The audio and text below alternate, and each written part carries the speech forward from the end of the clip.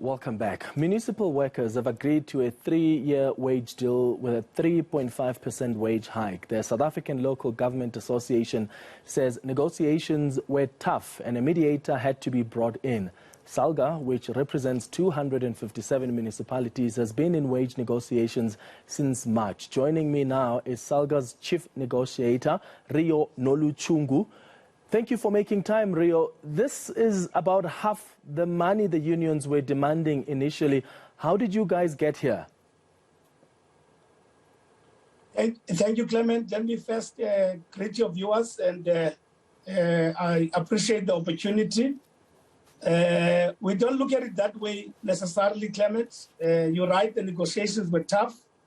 Our underlying needs going into the negotiations was to secure a below inflation increase. We realized that the union's demands were far in excess of what we could offer, but we stayed the course of the negotiations.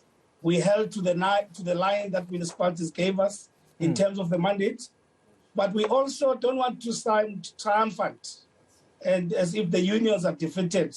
There's something for the unions in the deal when you look at it as a package.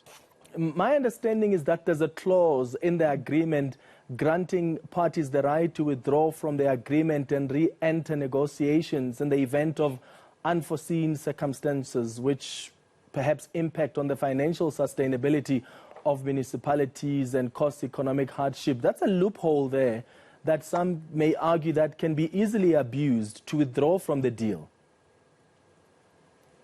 It would not be abused, Clement, necessarily.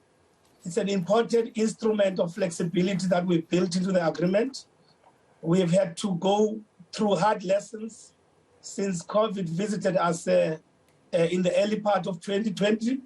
You saw the ravage and the destruction it caused on our finances when those finances were already in distress, and we've had to look for an instrument which we could institutionalize in this agreement that will allow us to say, hang on, guys, we never thought this outer year or the next year or the last year of the agreement would have to be implemented in circumstances like this.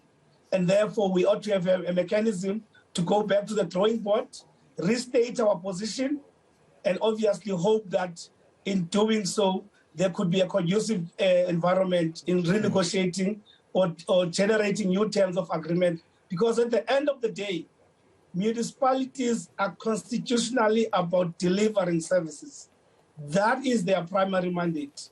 And for them to do so, let alone the endless challenges and difficulties you hear, as long as they are able to have an adequate resource to do so, they have a greater chance of meeting their constitutional objectives. Yeah. If they are always hard-pressed from an economic point of view to even meet the basic needs of citizens, then why do we have collective bargaining structures that stand in the way of that kind of relief when such a relief is most in need? Did you agree with the unions on the issue of restructuring workers' pension funds?